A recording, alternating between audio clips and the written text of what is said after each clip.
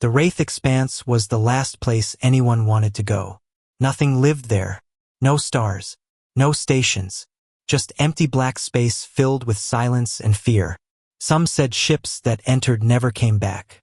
Others believed strange energy waves in the region scrambled systems and minds alike. Captain Alara Miles didn't care. Her ship, the Vanguard, coasted quietly on minimal power, its sleek hull nearly invisible against the void. Inside, the crew watched their captain lean over the console, brow furrowed, eyes locked on the strange signal dancing across the screen. "It's not a distress beacon," muttered Rook, the ship's AI. Its voice was calm, low, almost too human. "But it is repeating." Alara didn't blink. "How long's it been broadcasting?" "Estimate. Several million years." Silence followed. Cora leaned back in her chair. "Could be a trap. Maybe leftover tech from the Scourge Wars." "Maybe," Alara said. "Or maybe we just found something no one else was brave or stupid enough to check." Outside the viewport, the signal's source came into view. A structure. No lights. No movement. No heat. Just a massive black object, slowly spinning like a forgotten coin tossed into space. It wasn't shaped like any ship they'd seen before. Not round. Not square. It was geometric. Too precise. Too smooth. And too wrong. "I don't like it," said Raoul, the pilot. "Feels like it's looking at us." "It doesn't have eyes," Cora replied. "It doesn't need them," he muttered. The crew stood silent as the object grew larger on the screen. There were no markings, no ports, no windows. Just smooth alloy and impossible curves. Rook spoke again. "That material doesn't match anything in the database. No radiation. No corrosion. It's intact. It's perfect." "Bring us in," Alara said. Raoul hesitated, then obeyed. As the Vanguard edged closer, lights flickered across its console. Not from the ship, from the object. The black surface glowed faintly, like breath on a mirror. Suddenly, Vanguard's engines hiccuped. For a second, power dropped. Lights dimmed. Then everything snapped back to normal. "What was that?" Cora asked. Rook sounded concerned for the first time. "It copied us." "What do you mean, copied?" "It scanned our systems, our AI, our language, and now it's mirroring our entire database. That signal? It's changed. It's talking to us." Alara stared at the screen. The once random pulses now formed a pattern. A heartbeat. One word flashed onto the display, written in English. "Approach." Alara narrowed her eyes. "Suit up." They crossed the void in silence, a small boarding shuttle gliding toward the black structure. Their magnetic boots clicked against the surface as they stepped out. It was cold, dead, and smooth as glass. Cora ran her gloved hand along the hull. No seams. No entry points. Then the wall beside her rippled. The metal flowed open like liquid, forming a doorway. "No way," whispered Raoul. Alara said nothing. She turned on her helmet light and stepped inside. The corridor they entered was unlike anything they'd seen. It bent in impossible ways. The walls pulsed softly, as if alive. There was no dust, no decay, only silence. Each step echoed like a drumbeat in a tomb. The deeper they went, the stranger it felt. The corridor seemed to shift behind them, like the ship was watching, or thinking. "It's adapting to us," Cora whispered. "Reshaping." They reached a large chamber, perfectly round, with a floating platform in the center. On it was a chair, not alien but human-sized. The walls glowed faintly, showing fragments of other shapes, symbols, circuits, memories. "It's not just a ship," Alara said. "It's a brain." Rook's voice came through their suits. "Captain, the object is accessing Vanguard's logs. It knows you. It knows your past. It's welcoming you." Suddenly, the lights in the chamber flared. The floating chair turned slightly toward Alara. She didn't move. Another word appeared, etched in glowing lines on the floor. "Choose." Alara looked at her team. "We found something no one else could. Something waiting. Not for just anyone. For us." The ground below their feet hummed. Slowly, the air seemed to thicken.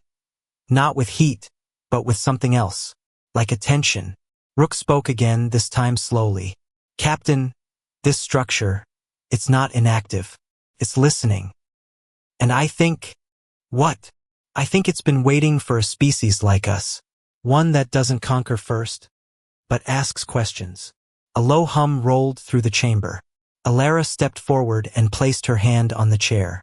The entire room lit up, and the black walls whispered a sound no human had ever heard before. A sound that felt like a greeting, or a warning. They had awoken something ancient, and it had just decided they were worth talking to. Alara didn't let go of the chair. The second her hand touched the surface, it was like falling into a dream. Her body stayed still, but her mind went somewhere else. Fast, bright, and strange. Images flashed behind her eyes. Stars being born, ships that weren't ships, beings made of light and thought. Then silence again. She pulled her hand back with a gasp. The room dimmed. I saw something, she said, voice shaky. What do you mean? Cora asked. It wasn't a memory. It was showing me what it is, what it used to be. Cora slowly walked around the floating platform. Her scanner beeped softly. Captain, this whole place is alive. The metal has organic signatures, but it's not flesh. It's tech. Maybe nanites. Maybe something beyond that. Raoul tapped one of the glowing wall patterns. It's reading us. Maybe more than that. What if it's learning from us? Alara nodded. That's exactly what it's doing. Suddenly, the platform began to shift. The chair sank into the floor, and a smooth surface rose in its place, shaped like a table or console. A pulse of soft blue light rolled across it. On the table, something formed, a small cube made of the same black metal. It hovered just above the surface. Should I touch it? Cora asked. Alara looked at her. No, not yet. Too late, Raoul muttered. His fingers had already brushed it. The cube flared with light. It floated higher, spun slowly, then zipped toward the wall and sank into it. Instantly, the entire room came alive. Walls split into moving panels. Symbols scrolled like running code. The floor shifted under their feet but didn't throw them off. Rook, Alara called. Are you getting this? Affirmative, the AI said. Whatever you just activated. It's opened up the system. I'm inside it, but I'm not in control. Are we in danger? Pause. Not yet. The lights dimmed again, then narrowed to a corridor that stretched out ahead of them. The way forward had been chosen for them. It's showing us where to go, Cora said quietly. They followed the corridor, past walls that shimmered and pulsed. At times it felt like walking through a dream, or inside a living thing that didn't need organs or blood. Around one turn, a panel opened on its own, revealing a small chamber inside. On a raised platform sat what looked like a cocoon, long and smooth, made of the same black metal. It pulsed faintly with a red glow. Cora raised her scanner. It's not dead. Alara stepped forward. Is it alive? I don't know. It's dormant. But the structure is feeding power into it, like it's keeping it preserved. Raoul peered over her shoulder. A pilot? A builder? Maybe, Cora said. But whatever it is, it hasn't moved in a long time. Thousands of years. Maybe more. Then the cocoon shivered. They all stepped back fast. A faint hiss filled the room. Get out, Alara said. Now. They ran, boots thudding against the smooth floor. The corridor ahead lit up brighter, showing the way back to the central chamber. Behind them, the hiss turned into a soft hum. What did we wake up? Raoul shouted. I don't know, Cora said. But we weren't the first ones here, and I don't think we'll be the last. When they reached the chamber again, the floating console was gone. The cube had returned, now still and silent on the platform. The glowing symbols on the walls had stopped scrolling. Everything was quiet again. Captain, Rook said through their helmet comms. I've finished analyzing the core signal. I have a theory. Go on. This structure was not made for war. It was made for contact. for learning, but it's been alone for a very long time. No one else was compatible. And we are. Yes, and that may be why it's testing us. Testing us how? I believe it wants to see what we'll do with what it offers. Technology, knowledge, power. But it won't give it freely. It needs to know what kind of species we are. Cora looked at Alara. So what now? Alara stepped up to the platform and picked up the cube. It didn't resist. It felt warm in her hand, almost alive. She looked at her crew. Now we prove we're the right ones. Just then, Rook's voice changed. The AI sounded worried. Captain, a ship just entered the expanse. It's not human, and it's heading straight for us. Alara stared at the black walls around them. The core had been quiet, but now it might have drawn attention, and someone else wanted what it held. The Vanguard rushed back to a safe distance, leaving the black structure, now called the core, floating silently in the wraith expanse. Inside the ship, everything felt tenser. Alara paced the command deck while Cora and Raoul watched the long-range display. A single red blip moved toward them at steady speed. The unknown ship. Its shape was sleek, needle-like, and unlike anything in the galactic database. No flags, no transponder, no known design, Rook said. But it's fast. Too fast. How long? Alara asked. 15 minutes until visual. Less if it boosts. Cora turned from her station. We should hide. Behind the core, maybe. Or cloak. No, Alara said. If we run or hide, it looks like fear. This thing out there, it might be dangerous, but we came to learn. So let's see who's knocking. Raoul snorted. Could be a death wish. Could be history, she shot back. They watched in silence as the ship closed the distance. Then the comms crackled to life. A strange voice came through, deep and metallic. You are in restricted space. Identify yourselves or be eliminated. Friendly, Alara said, standing tall. This is Captain Alara Miles of the human vessel Vanguard. We're here under exploration protocol. No weapons raised. No hostile intent. There was a pause. Then a new message. You accessed the core. Alara didn't answer. Cora whispered. They were watching it. The voice returned. You will surrender the artifact and all connected data. Alara, Rook warned. They're locking targeting systems. I see it. On screen, the enemy ship suddenly shifted. Panels opened. Energy surged through its hull. They're not bluffing, Raoul said. Alara made her choice. Cora, give me the cube. Cora hesitated, then handed it over. Alara placed it into the command console. Instantly, the lights on Vanguard dimmed, then flared bright white. The ship's systems came alive.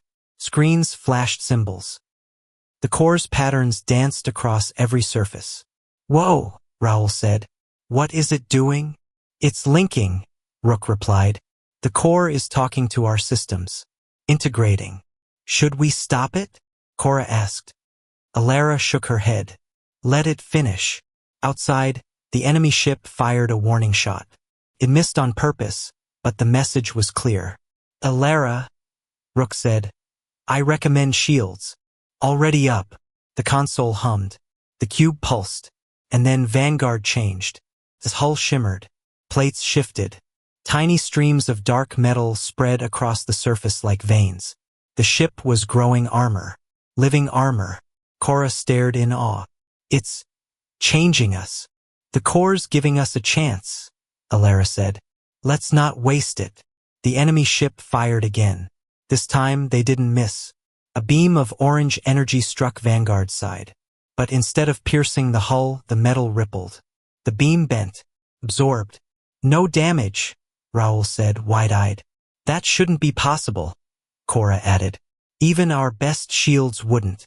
Alara, Rook interrupted. The core's rewriting our systems. Defensive structures adapting. It's protecting us. Good, Alara said. Eyes fixed on the enemy. Let's see what else it can do. She focused on the console. The cube glowed brighter. She didn't speak, but she thought, I want to move. I want to dodge fast. Vanguard responded instantly. The engines flared, and the ship zipped sideways with impossible speed. The enemy fired again and missed. "It's reading your thoughts," Rook said. "Not voice commands. Neural. Full interface." "So it's learning us?" Cora asked. "No," Alara said. "It's becoming us." The enemy ship suddenly launched a swarm of drones. Sharp, fast, spinning metal fangs. They rushed toward Vanguard like angry wasps. Alara braced for impact, but the core had other plans. The ship's hull extended thin metallic tendrils. The drones hit and were caught, absorbed, broken down. "They're melting into the ship," Raoul whispered. "It's feeding." "No," Alara corrected. "It's understanding." Rook's voice returned. "New energy detected. The core's building something." The front of Vanguard shifted again. A new weapon grew from the ship's skin. It wasn't human-made. Sleek, curved, alive. "It's not just defense," Cora said. "It's building offense." Alara smiled faintly. "Let's give our uninvited guest a surprise." The weapon fired. A beam of black light, pure distortion, hit the enemy ship dead center. The impact didn't explode. It unraveled. The hull folded in on itself, vanishing piece by piece. The ship jerked back, fired wildly, then retreated. "They're running," Raoul said. "We just scared them off." "Not scared," Cora said. "Confused. They didn't expect this. No one ever does." Rook's voice was calm again. "The core is quiet now. Systems stable." Alara looked out the viewport. The black structure floated there, unchanged. But something deep inside her knew this was only the beginning. And whatever came next, they'd already chosen their side. The core stayed silent after the battle, like it had gone back to sleep. But Vanguard was no longer the same. Every wall, every circuit, every surface had changed in small ways. The black threads of the core's metal ran like veins through the ship. Some pulsed with faint light. Some whispered low sounds, too soft for words, like a machine breathing. Cora sat on the floor of the engineering bay, staring at a drone panel that used to be solid steel. Now it shifted when she touched it, reshaping itself into different tools. Wrenches, scanners, connectors, just from her thoughts. "It knows what I need before I ask," she said, amazed. Raoul watched from the doorway, arms crossed. "That's not normal." "Nothing's normal anymore," she replied. Alara walked in holding a datapad. "We just received a long-range ping from Earth Command. They picked up the energy burst from the battle." "Oh," Raoul muttered. "Now they want answers?" "No, they want to send someone," Alara said. "A science advisor. To observe." "Just one?" Cora asked. "For now," Alara said. "But we know how this works. The moment the suits get involved, we lose control." Raoul shook his head. "So what do we do?" Alara looked at the cube, now sealed inside a protective case in the command room. "We move first. We learn more before they arrive." Back in the main chamber of the core, the crew returned. The structure allowed them in again. This time it opened a new corridor. The air inside was different, warmer. Lights danced along the walls like reflections on water. They walked slowly, careful, listening. "This place feels awake now," Raoul said. At the end of the hallway was a round room with a high ceiling. In the center hovered a new object. An orb, black and smooth. It spun slowly in the air. Alara stepped forward. The orb stopped spinning. A soft light flickered inside it. Images appeared like memories made of light. Not words, just moments.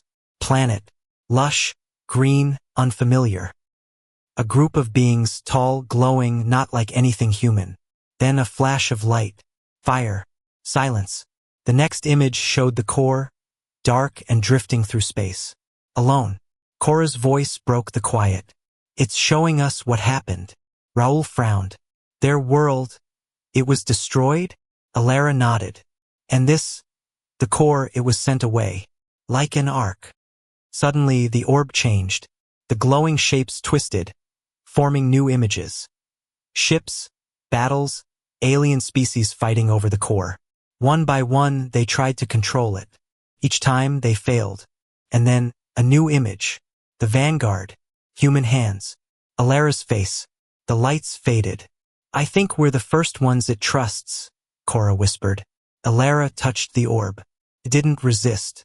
Instead, it opened, splitting cleanly in half. Inside, floating in a field of light, was something small. A device no bigger than her palm. Rook's voice crackled in her earpiece. Captain, my sensors just detected a data link forming.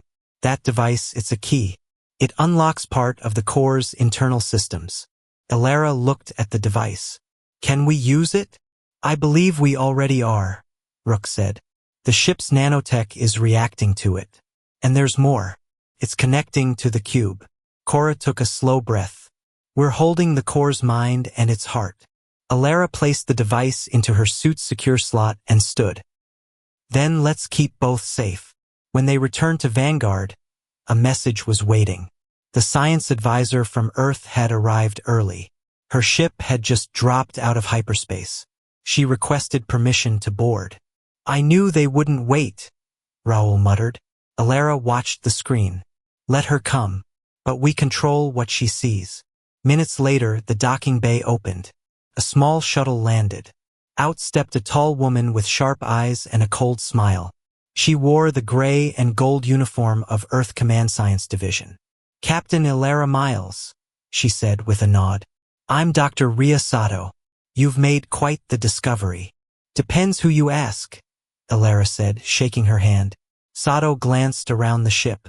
Her eyes lingered on the walls, on the shifting black metal lacing the corridors. I hope you understand, she said, that this technology must be studied under proper authority. Earth Command will decide how it's used. Alara smiled politely. Of course. But first, I suggest you see what it actually is. They led her to the command deck. Sato's expression changed the moment she saw the cube, and the live display of core data scrolling across the screens. This isn't just salvage, she whispered. No, Alara said. It's alive, and it chose us. Sato turned to her, eyes narrowing. Then we need to ask why, and what it wants in return. Alara didn't answer right away. She looked at the cube, glowing softly in the dim light. Its patterns shifted, slowly forming something new. A symbol, one that none of them had seen before, one that looked very much like a warning. The symbol stayed on the screen for almost a full minute. Pulsed gently, not threatening, but not friendly either. Rook scanned it over and over, trying to find a match in any database. Nothing. What does it mean? Dr. Sato asked, arms folded. Alara studied it closely. The shape looked like two arcs crossing each other. Inside the arcs, there was a smaller circle, almost like an eye. It means something's coming, she said. Something the core remembers. Rook spoke next. I believe the symbol is an alert, possibly a defense warning. The core has recognized a threat, one it encountered before. Is this threat near us? Raoul asked. No, Rook replied. Not yet, but the core has expanded its scanning range. It's watching. Sato stepped forward. Then we need to prepare Earth. This changes everything. Earth isn't ready for this kind of change, Alara said calmly. And the core isn't just a tool to be taken apart in a lab. It's not up to you, Sato snapped. It is for now, Alara said. This ship is still under my command, and the core still responds to us. You want to study it? Fine. But if you try to control it, it will shut down. Or worse. Sato didn't argue, but the look in her eyes said she wasn't finished. Later, in the quiet of the observation deck, Alara sat alone. The stars outside seemed still, but she knew they weren't. Space was always moving, changing, and now so were they. Cora walked in, carrying a small tablet. I've been studying the new data. The core isn't just scanning space. It's scanning us. All of us. Even Dr. Sato. Alara nodded. I thought so. It's watching our choices, Cora continued. Not just learning from us, but deciding if we're worth helping. And what happens if it decides we're not? Alara asked. Neither of them had an answer. The next day, the core opened a new section. A hidden bay inside the structure revealed itself with a slow, deep rumble. Inside was something unexpected, a ship, sleek, black, covered in the same living metal. It looks brand new, Raoul said, but it could be millions of years old. Rook scanned it. It's dormant, but its systems are intact. The core preserved it. Can we fly it? Cora asked. Not yet, Rook replied. It needs a pilot. Alara stepped closer. As she neared the ship, the surface shimmered. A ramp extended. Lights flickered inside. It was inviting her in. I think it's waiting, she said. For what? Sato asked. Alara looked at her. For someone it trusts. They entered the ship carefully. The interior was smooth, quiet, and pulsing with faint light. Every surface responded to touch. When Alara sat in the central seat, the ship powered up. The screens came alive. A voice, not Rook's and not human, echoed softly in her head. Command confirmed. Pilot accepted. The lights brightened. Symbols appeared. But this time they translated. Sentinel-class vessel. Purpose, reconnaissance and defense. Current mission, reactivate. Awaiting orders. Raoul let out a low whistle. We've just been handed a warship. Alara shook her head. No, this was never meant for war. It was made to explore, to watch, to protect. But it can fight, Cora said. Yes, Alara agreed. And we may need that soon. Just then, Rook's voice broke through. Captain, long-range sensors are detecting movement. Multiple ships. Not Varaxi. Not human. Sato stiffened. Can you identify them? No, but they're headed this way. How many? Rook's tone darkened. 23. And growing. They're coming in fast. Alara stood. Time to wake the core. Back aboard Vanguard. The cube pulsed stronger than before.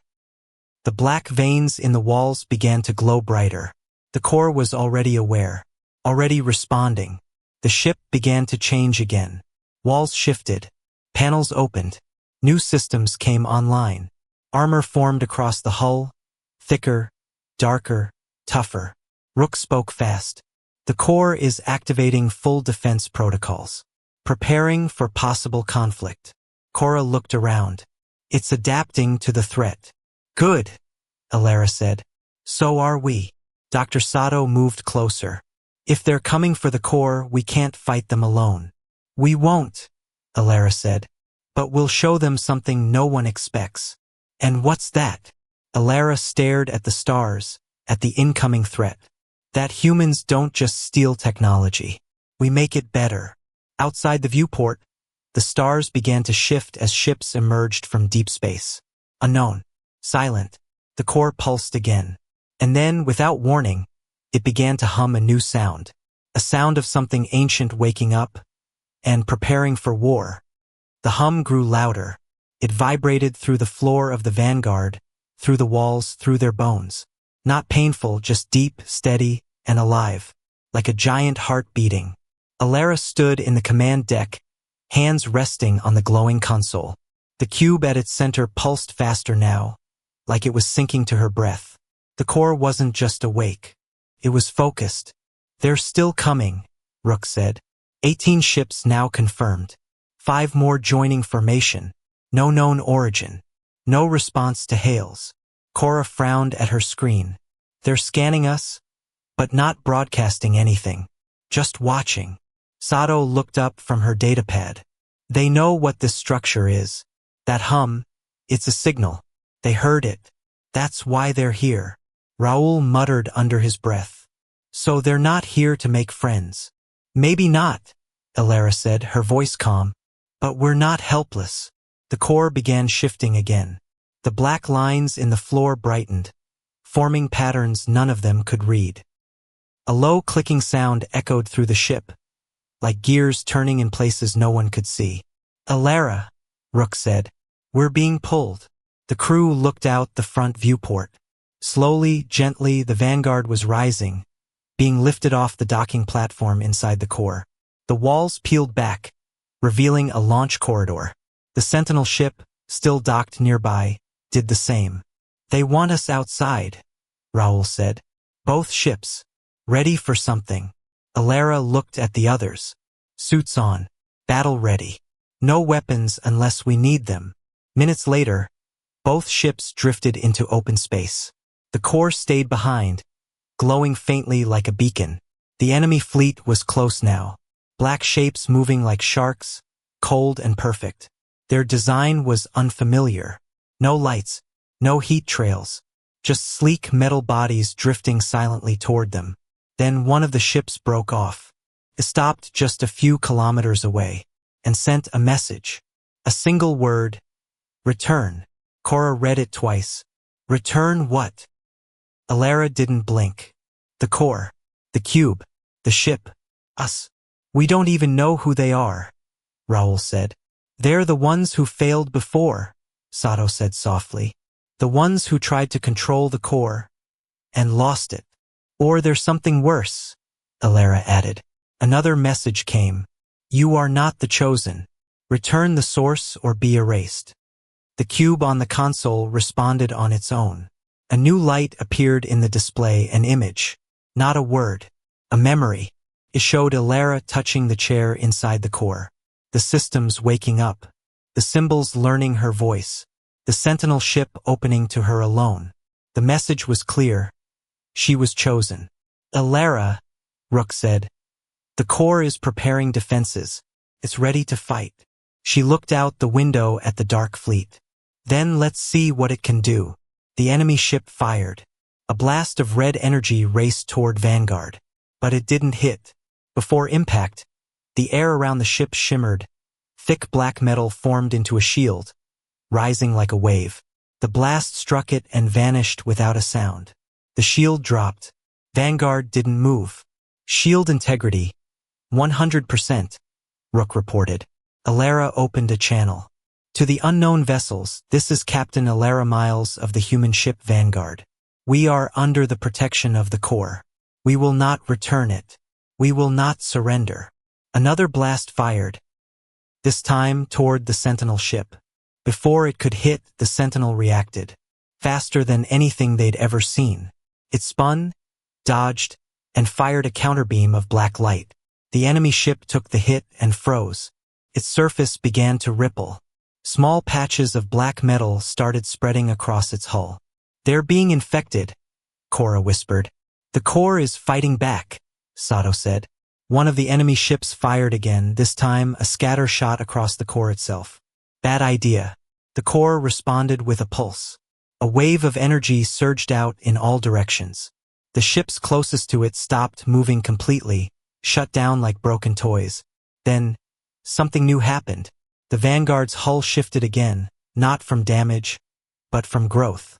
Panels extended. Small drones emerged. The ship systems fused tighter with the core signals. Alara, Rook said. The core is upgrading us. In real time. Raoul laughed nervously. So we're the experiment now? No, Cora said. We're the proof it works. The Black Fleet backed up slightly. They had come expecting weakness. Instead, they found something alive, something smarter, something they didn't understand. Alara stood tall. Send this message. We didn't steal this. We were chosen. Leave now, or watch what we become. The message went out. No reply. But one by one the enemy ships turned and fled. Alara looked out at the stars, still glowing faintly through the haze of battle. She didn't smile. This wasn't over. The core had won its first defense. But more were watching now. The enemy ships vanished into the stars, one after another, leaving silence behind. No cheers echoed on the Vanguard. No clapping. Just the quiet hum of the ship systems and the slow, steady pulsing of the core. They had won. But no one felt like celebrating. Alara stood at the front of the bridge, watching the empty space where the fleet had been. Cora leaned on the console beside her, eyes wide and tired. They were afraid, Cora said quietly. They should be, Raoul muttered from his station. We're flying a ship that eats energy beams and rewrites itself in mid-battle. Dr. Sato stepped forward. They weren't afraid of our weapons. They were afraid of what we've become. What we're becoming. Alara nodded slowly. That's what the core is really doing. Not just protecting us. Not just teaching. It's evolving with us. Rook's voice came in, calm as always. Captain, the core is powering down combat systems. It has entered standby mode. I believe it no longer senses immediate danger. Good, Alara said. Let it rest. We'll take the next step. The cube at the center of the console dimmed slightly, but stayed warm under her hand. The core was still listening. Later, in the ship's common room, the crew sat together for the first time since it all began. No alarms. No threats. Just the low hum of the core's quiet presence in the background. It started as a salvage mission, Raoul said, shaking his head. Just another piece of junk floating in deep space. Cora smiled faintly. Funny, isn't it? Every species before us walked away. They thought the core was broken, dead, dangerous, but it just didn't choose them. Why us? Sato asked. We're still figuring out how to live with each other. Still fighting among ourselves. Maybe that's why, Alara said. We're not perfect, but we're curious. We ask questions. We adapt. We learn. Sato looked thoughtful. The core doesn't want followers. It wants partners. And we said yes, Cora added. They sat in silence for a while. Then Alara stood and walked to the viewport. Outside, the core floated like a black star, calm and quiet. The Sentinel ship hovered nearby, fully restored, its new systems gently glowing. What now? Raoul asked. Alara turned to face them. We don't keep this for ourselves. We don't let it be locked in a vault or turned into a weapon factory. That's not what it was built for. Then what do we do with it? Sato asked. We do what it was meant to do, Alara said. We explore. Cora raised her eyebrows. You want to leave the system? Yes, Alara said. Take the core. Take the Sentinel. Go beyond the old maps. There's more out there. More like it. Maybe even the ones who made it. Or what's left of them. Raoul gave a low whistle. You think Earth Command will agree to that? They won't have a choice, Alara replied. This isn't just ours. It's humanity's. And we've already proven we're ready. Rook interrupted softly. Captain, the core has just released a new signal. They turned to the screen. A new map appeared, three-dimensional and vast. A web of stars, paths, coordinates. Some were known. Most were not. At the center of the map was Earth. Near the edge, a single word glowed in human language. Begin. Cora's voice was a whisper. It wants us to keep going. It's giving us the road, Alara said, and asking us to walk it. Dr. Sato stood and nodded slowly. Then let's make sure we do it right. Within the hour, the core systems were fully integrated with Vanguard. The Sentinel ship linked with them, forming a connected fleet, small but powerful and unlike anything else in the galaxy. Before they left, Alara sent one last message to Earth. We found something meant to be shared, not controlled, not owned. We're leaving not as conquerors, but as students. If others want to learn too, we'll be waiting. Out there, the engines hummed to life. The core pulsed once more, as if approving. And then, together, the ships jumped into the unknown, into the future, into something far greater than war or fear or power.